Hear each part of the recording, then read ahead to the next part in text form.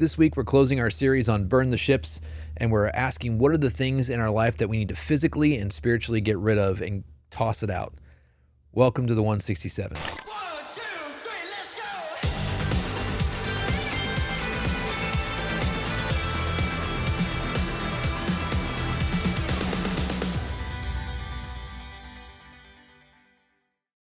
Hey, welcome back to the 167. I'm Pastor Lucas Motley, and with me is Senior Pastor Rick George. Hey, good morning.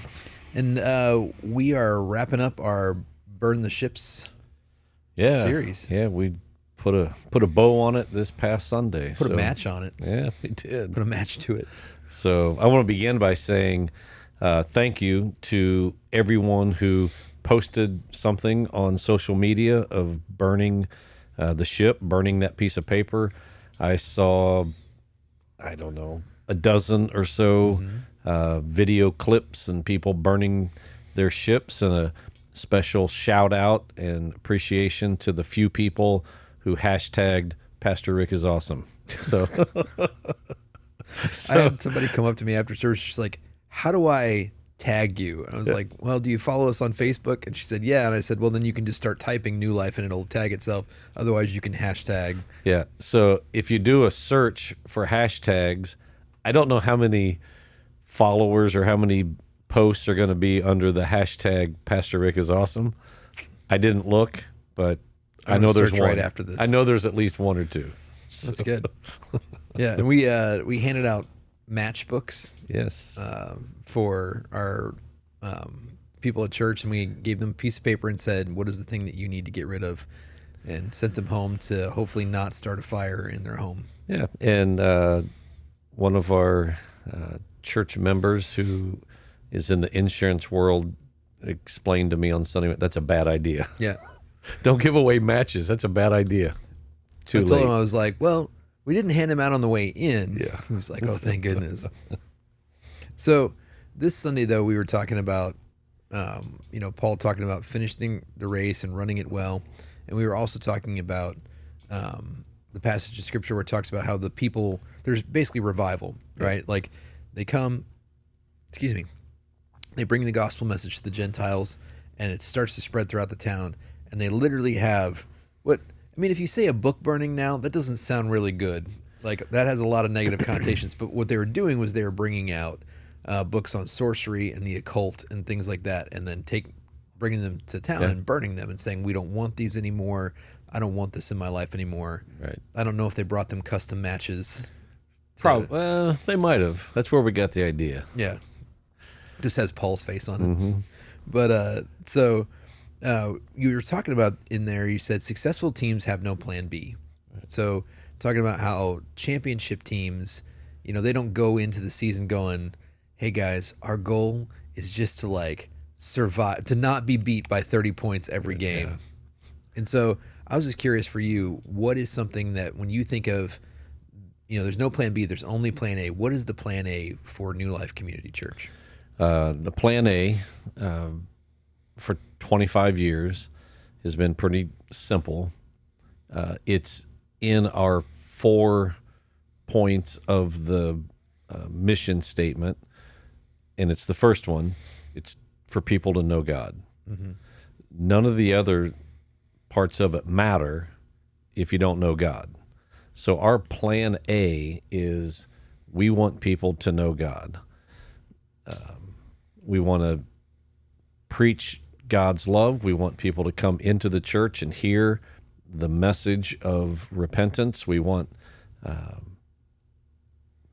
the past several months, maybe year or two, it hasn't been as consistent as I want it to be. So we're going to kind of turn that ship and get it back. But at the end of virtually every service for 20-something years, there was an invitation. If you would like to receive Christ as your Lord and Savior, I want to give you that opportunity right now for people to then make that commitment. It's as simple as A, B, C. Admit you're a sinner. Believe Jesus died for you. Confess with your mouth that he's Lord, and you will be saved. And so plan A for us is to share the gospel and rescue as many people as we can. You said in your message a couple of weeks ago, we want to make it hard for people in Gardner to go to hell. That's plan A. Preach the gospel, rescue the lost, save those that are perishing. Because if included in that is we want to help people discover their purpose. Well, you can't discover your purpose if you don't know Jesus. We can't help people find freedom apart from Jesus. You cannot make a difference in the world for Christ if you don't know Christ. Yeah.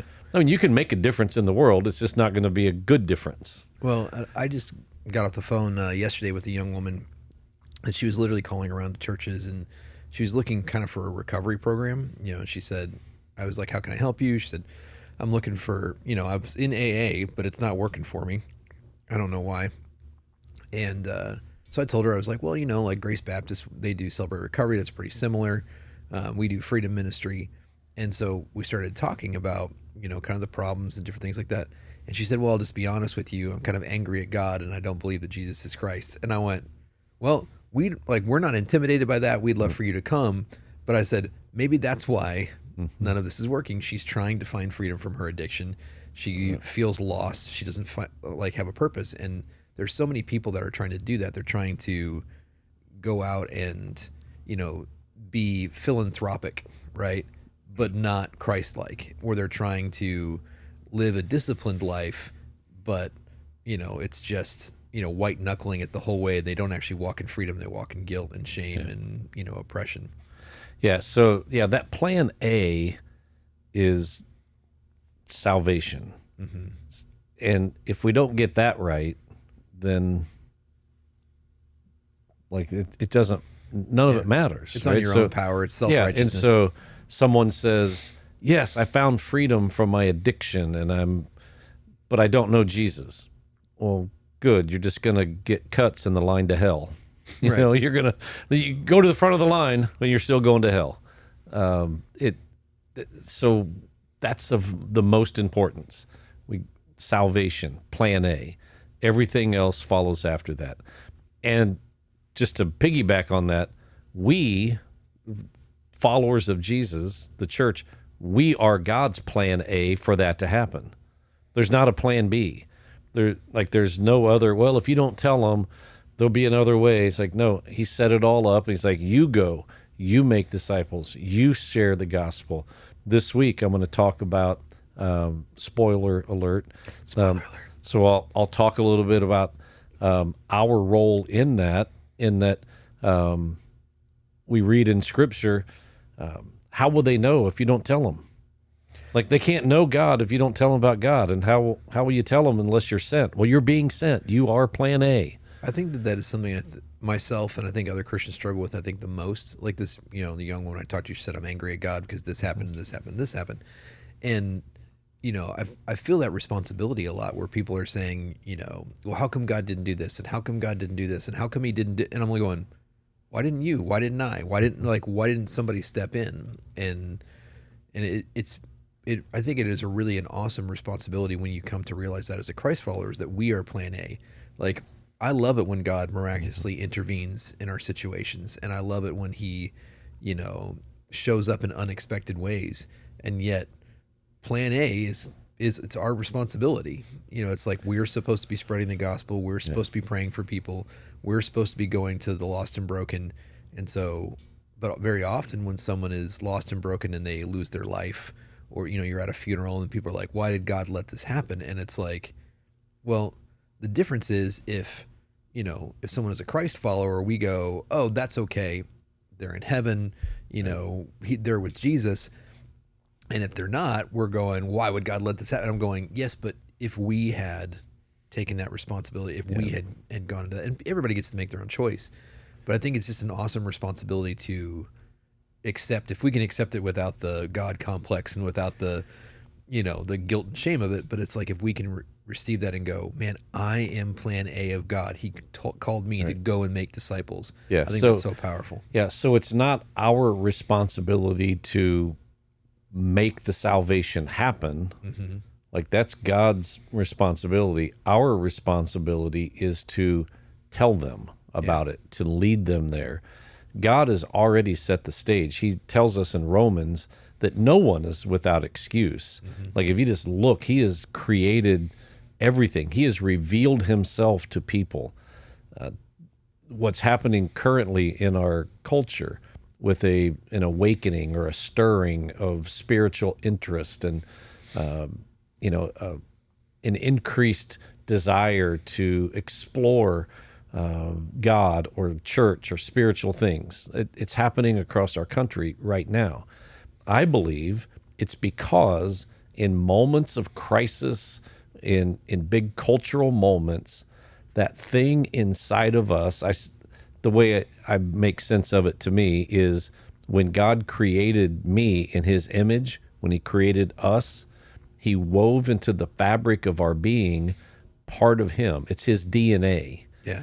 And so in those moments of crisis, that longing, that part of God that's inside of every person is drawn back towards God. Yeah. It's initially. like stirred up again. Yeah, so not everyone completely pursues that, but there's a longing, there's something that's drawing them back to God. And so when that happens, then that is God. Like no one is without excuse. But when that happens, God has done his part of drawing them. Now we, plan A for him to use us to share, we have to step into that and say, so what's happening? Like, what are you feeling right now? What's stirring inside of you? And how can we walk with you to Jesus so your life can start over, but you get a fresh start? Yeah. If we just, oh, you got this longing? Well, let us help you make a difference in the world. Join us in a missions project. Well, that's awesome. You're going to go out and help somebody else while you yourself are perishing. Right? Yeah. So plan A is we want people to know God. And if that's all we accomplish, we did good. Heaven's going to be filled. There's more. God wants more for us, but that's plan A. Yeah. I mean, like you said, you can teach people to live in freedom and you can do those things, but it doesn't happen without salvation. Yeah. So, And when we're talking about this, like I said, this is a really interesting passage of scripture for me where it's, they're saying, hey, these people were so steeped in their culture, and that particular town was so steeped in the occult and occult practices. They had idols, they had witchcraft, they had all these different things that when Christ comes, like you're saying, even right now in our culture where, because of Charlie Kirk's murder and those kind of things, people are stirred up, I would say. And like I'm watching Instagram, I'm watching these things where people are saying, I feel this thing, I don't know what it is. And we're sitting there going, we know what that is. Right. That's God calling you to himself. And I follow this one guy that he started that journey, so I just started to follow his journey. And he's like, I went to church, and he goes, I have questions. I have questions about the ark, and I have questions about this, and and it's this really obscure Old Testament kind of question stuff. And I'm like, that's cool, but if I teach you about that and you miss Jesus Christ, like that's terrible. But when people are, the other thing that I'm seeing on here is they're going, I don't know how to go to church. I don't know what to do. I don't know what to do. And I was thinking about that and what you were talking about burning the ships. And I'm going, okay, so I really do believe that our culture, whether it's the occult practices or not, people are steeped in their music. People are steeped in all these different cultural pieces. And so what are the things today, whether they be occult practices or just modern equivalents, like if we had this same kind of revival where the gospel came to Gardner and we were telling people to burn the ships to get this stuff out of your house, what would be some of those things that you think that we should do? Yeah, so just recently, someone who is fairly new within the last several months going to New Life, they told me that just past weekend, like prior to Sunday, so like I think Saturday or Friday, they were talking with their spouse, and the conversation was, we have a lot of these books from our past, and they're not good books. Like they're books that do not serve us in our walk with Christ now. I don't know what the books are, but I'm guessing that they are. That could be anything from occult practices to smutty romance novels. And I didn't ask the details, but they were books that they identified as part of their past. They still have them in their home. And so they said, I don't really want to donate them because if they don't serve us well, why would we give them to somebody else? Right.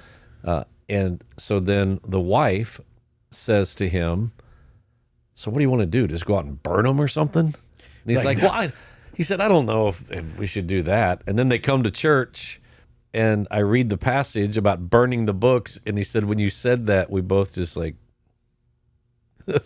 are you listening to our conversations or something? Maybe you do that in your fire pit, not the town square. But Yeah. And so, books. Like, maybe there's some things that people have things that they don't even know they have, like Ouija boards. Mm-hmm. It's like, well, I had that. It was kind of a fun. No, it's not fun. Like it's a real thing. Get rid of that. That's crazy to me that it's like, I don't know if it's Milton Bradley or whoever. Like, I'm just like, this is crazy. You can just go pick this up in Walmart. Yeah.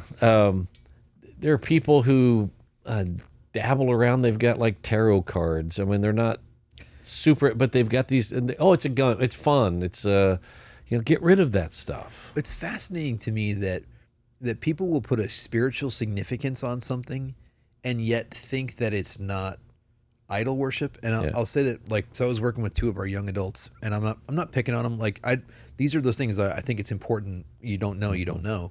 And so we were talking, and they were talking about how in their apartment they were having problems sleeping, and they were having basically the heebie-jeebies. Like, things were happening in their apartment that weren't good. So tell me what's going on, like what's in your apartment. And like, so we started talking.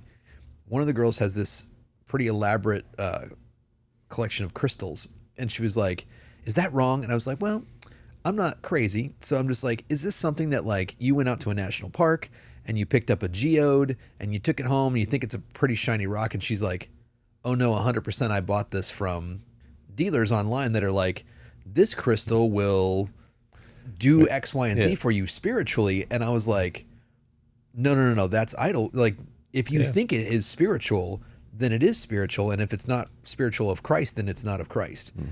And so, it was kind of the funny thing when you said, like, about donating it. She goes, I spent a lot of money on these crystals. Do you think I could sell them on Facebook Marketplace? And I was like, no. Yeah. like, no, don't do that. And then, they had talked about burning sage. And I'm like, and I get it, like, Christians do essential oils and not dehumidifiers. What is that called? It's like the mister thing. Yep. So I'm like, I get it. But I'm like, if you're burning sage because you believe that it wards you from, like, you are engaging in a spiritual practice that is not biblical. And I feel like that's like a good line to draw. It's like, do you think it's spiritual? Yeah. Yeah. Evaluate all those things that have some spiritual connotation or connection. Get rid of those things. Other things that may not be as obvious of a spiritual connection, but things that the enemy uses. Mm-hmm. So alcohol. Sure. Like I've talked to a handful of people over the years. There's probably more that I'm just not aware of, but they've had a strong, maybe not an addiction, but like a strong desire for it was a big part of their life, and they chose to go home and dump it all down the drain. Just get rid of it. Mm-hmm. Don't give it to your friends. No, just get rid of it. That's an example of burning some books. It's something that's holding you back, something that's a problem. Music is another thing. If you're listening to, music that is not edifying to your spirit, that is, it may not be satanic music, but man, it talks about drugs, alcohol, divorce, sleeping around. Yeah. People have asked me about that too. Is it just, do you use the dividing line of secular versus Christian? And I said, my big things are like that. What is the message? And two, does this take you to a place in your life that you left? Yeah. It's like, do you get nostalgic about that song and it takes you back to this other lifestyle? Because that might be something that's calling to you in the same way now that people, like, God is calling people to him. But even the thing I've also seen when you're talking about people get rid of alcohol and drugs in their homes, but like, I can't tell you how many people, like, we've gone to pray over them in their homes and we've, done these things, and it's like their paraphernalia is still there. Yeah. And so it's like, well, you don't smoke anymore. Why do you have this lighter? Or, I went over to somebody's house and they had a bong. And they, it's like, well, I spent a lot of money on that. And I'm like, yeah, but are you going to use it? And they're like, no. And I'm like, and so, or they've got, neon Budweiser signs in their kitchen. It's shot glass collections. And it's just like all these different things that I'm like, it's still a remnant of your lifestyle that could call back to you. But, I don't think that if you have those things that's Jesus is looking at you like, I'm disappointed in you. Yeah. But it's the safety factor of, is this something that's going to call you back out of what you left? Yeah. So I think for most people, it's the initial cleanse would be pretty simple. Go through and say, oh yeah, that I don't want that. I don't need that. It's obvious, whatever those things are. For some people, maybe it's a little deeper. It's a little harder because it's not something you can actually physically burn, but it's that desire. We've talked about this before. That, man, I can't wait for the new It movie or whatever. I don't know what the new horror demonic scary. Yeah, so whatever that demonic scary movie is, I want to go to that. Well, you can't actually go and physically burn that thing because you're going to go to the movie theater, but you have to burn that thought. You have to don't burn the movie theater I was down. like, if you have the DVD, you could throw it Yes. away, but don't burn the movie theater Yeah, down. so- Especially not with our matches that we handed out on Sunday morning. I don't know. There are these burn the ships matches all over the. Oh no. But you have to burn that thought. Don't go to see that. It's something that the enemy is using to hold you back to a place. And then you say, well, I don't know. I can't quite get past this area. Well, it's because you have that bridge back to your old life. So those are some, music, movies, books, games. Well, I actually had somebody, and it's always good to have discernment about that, and you could ask about it. I had somebody that came to me, and they wanted to see the movie. I think it's called Nefarious. I'm always really careful because there's like a movie that's called like something else that's very close to it that actually is this demonic. But it's the one where the guy goes and interviews the guy who's possessed by a demon, and it's a Christian movie, and it's like, but it's about a guy who's demon possessed, and he's like, well, can I watch that or not? And I'm going, well, I'm pretty sure that the point of this is that, it's kind of exposing the enemy. So you can use some discernment in that. But I would warn anybody against, like you said, I know it's in vogue right now to go to a seance or to see a medium or get your palm read or anything that is spiritual that is not of Christ. I would warn you heavily against that. Don't do that. Yeah. So that's something you can burn up. Right. And then, we're, like you said, there's this thing. This is really easy if it's something that's physical and something that is, that you can, taste, touch, and smell. But one of the things that Paul was telling us to do is to focus on the realities of heaven, which seems like a strange concept to us because heaven for us right now is not a physical reality for us. It's something that it's kind of nebulous for us. And so what does that mean, do you think, when you're trying to explain that to new Christ followers, that to focus on the realities of heaven in this world? I think on just a basic superficial level, it's to first of all come to an understanding that heaven and hell are real places. Like it is a real place. It's not a fairy tale. It's not this State of mind. Yeah, it's not this imaginary place. So just start there. That the reality of heaven is that it's a real place where real things happen. We will get to experience that at some point when we go from this life to the next. It's real. Start there. So then you have to dig into what are those realities, and why is that important? Well, if you focus on that heaven is a real place, that there are real things that happen in heaven, that God has a plan for people who are in heaven, then that gets our focus off of the things that are here that want to capture us, that takes us away from heaven. And so our thoughts are either on the things of God, the plans of God, or the plans and the things of the enemy. So if you're not thinking about the things of God, it's going to be a lot easier for the enemy to give you some deceptive thoughts or to enter in and cause you to lose your focus. So heaven's a real place. Yeah. I mean, start there. There's a reality called heaven. Think about that. What it's going to be like. Do you want to be there? Live your life in such a way that you make the decision, I want to know God. I want that reality in my life.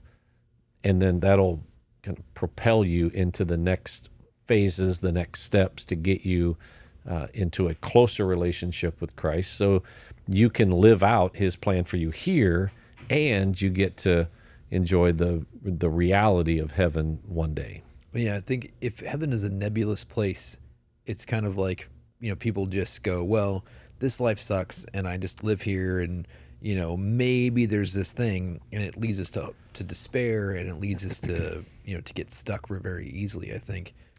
And without going too deep, and we don't have time on a podcast to dig too deep in this, but one of the things that separates Christ followers from Muslims or other world religions, like in Hinduism, we'll just use that. So when they believe in reincarnation,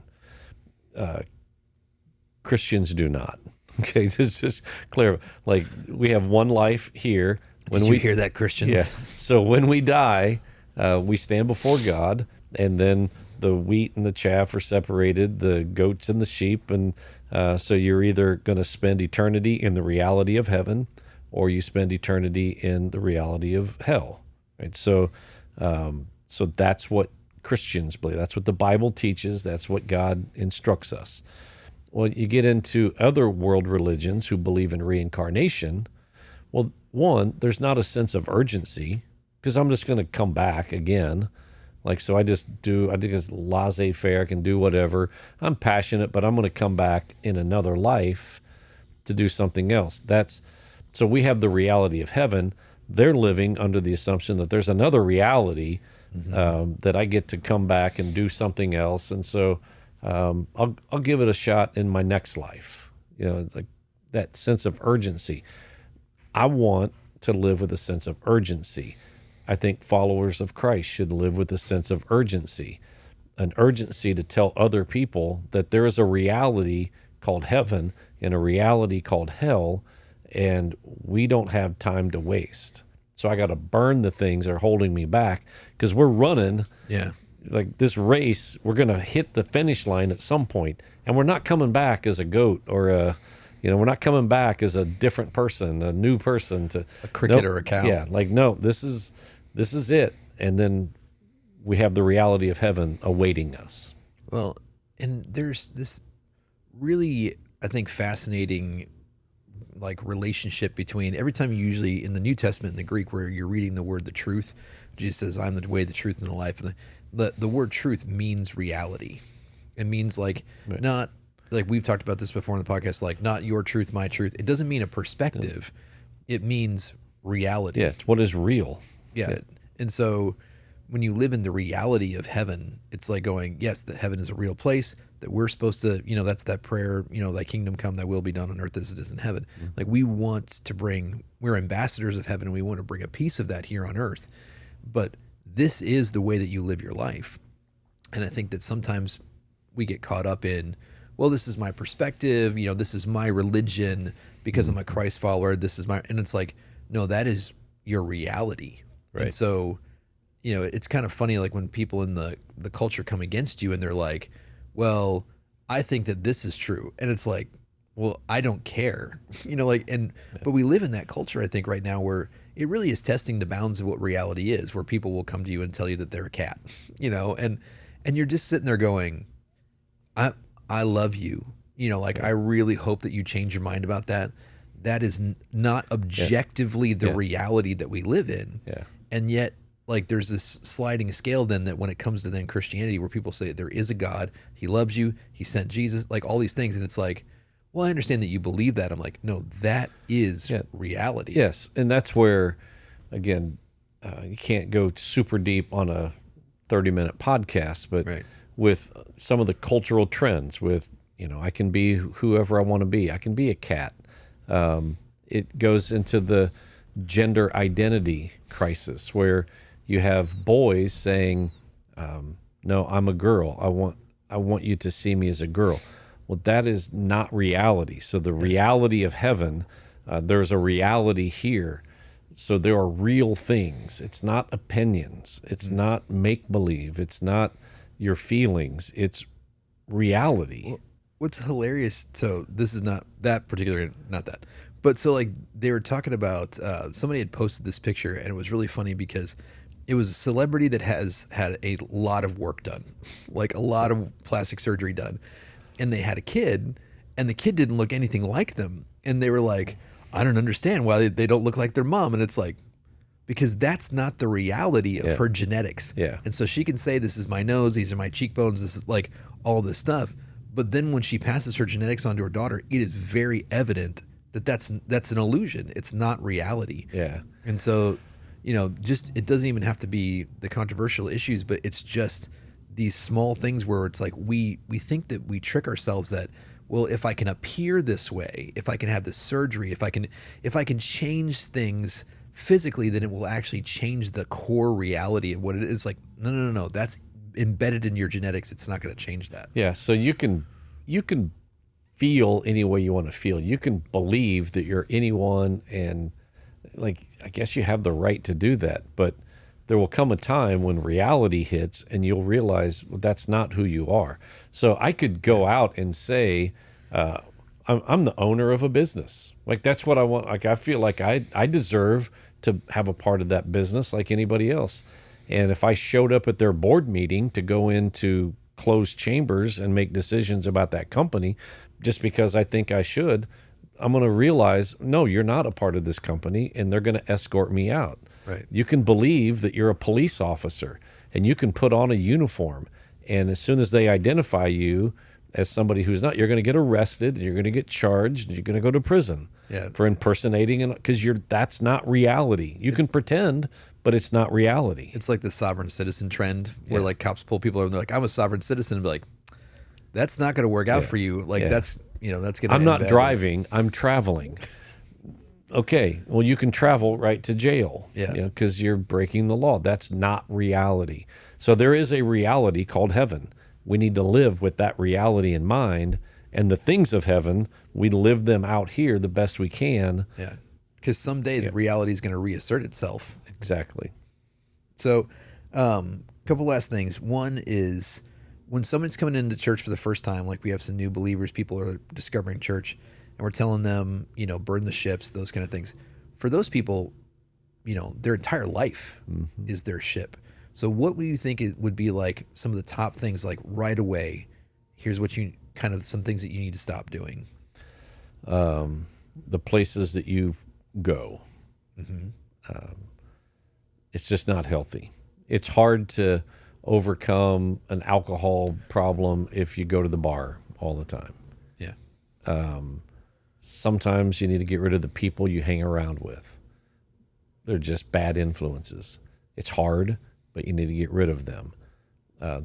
Whatever those external influences are that have the most say and power in your life, start there.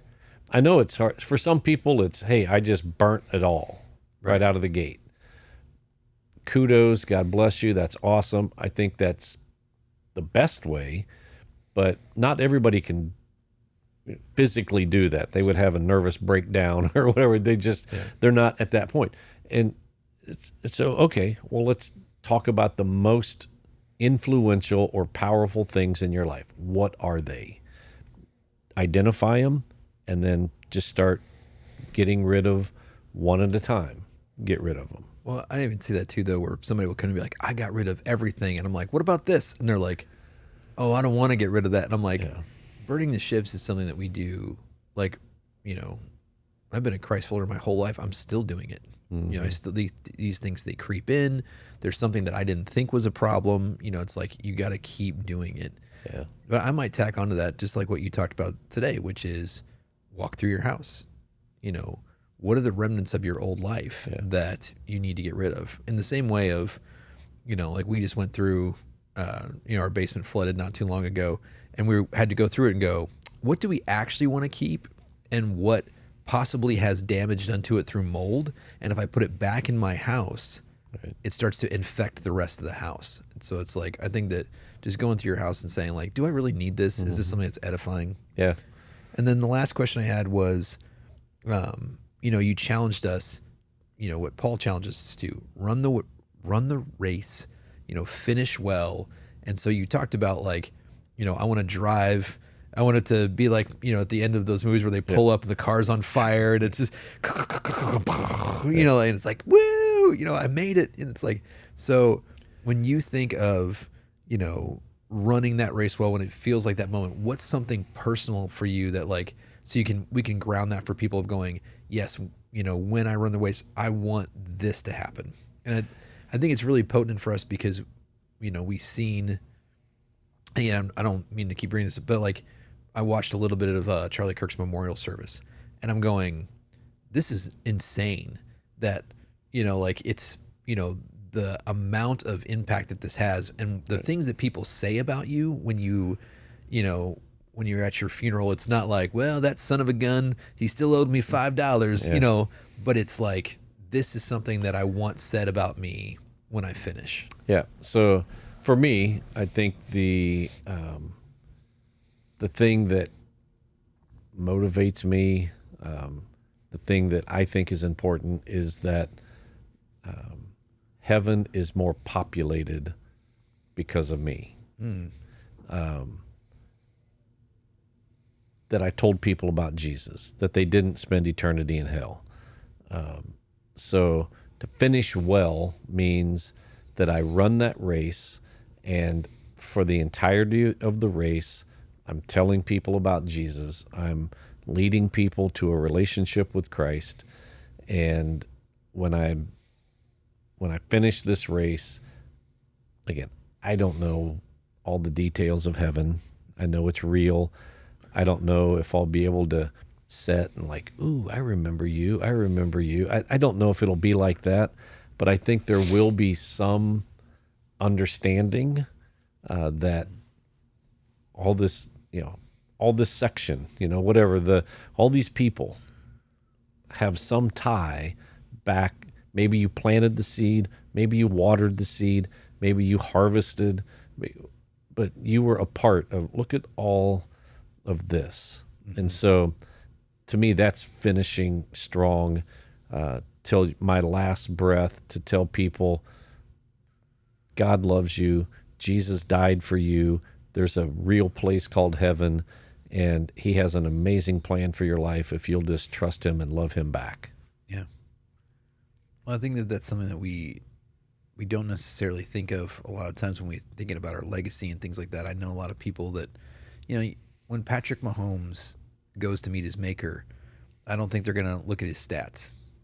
It's going to be either, hey, Patrick, you used your platform to further the gospel, but it's like, but he's probably not going to care about his platform. He's like, he's not going to care that he was a football player, but if he used that football playing to spread the gospel, then it's like, oh, look at all that's the treasures in heaven, right? Yeah. But it's not going to be like Jesus sitting there and be like, hey, how come you missed that pass at the Super Bowl? You had a great career. I had $100 riding on that game. But I hope that you guys, can do this as well. We want to encourage you to focus on the realities of heaven. And if you so choose this week, if you want to come by the office, if you didn't get a matchbook, come get a matchbook. Yeah, and burn. I've enjoyed watching those videos of people burning up they've been in fire pits. One person burned it up in their kitchen, and the smoke was rolling up out of a tin pan. And, oh no! Yeah, and there's like, did the smoke alarms go off? And so fire pits and barbecue grills and just outside on the patio, they've been burning up those pieces of paper. It's been a joy to watch that. So again, thank you for doing that and posting it for us to see. Yep. It's time to go all in for Jesus. We hope to see you guys next time here on the 167. If you enjoyed this episode of the 167, make sure you like, subscribe, follow, get notified, leave a 5-star rating and a positive review. Tell all your friends to listen as well. Make sure you go over to newlifegardener.com and check out all that we have to offer as a church, and check out our messages online as well. Thanks for listening.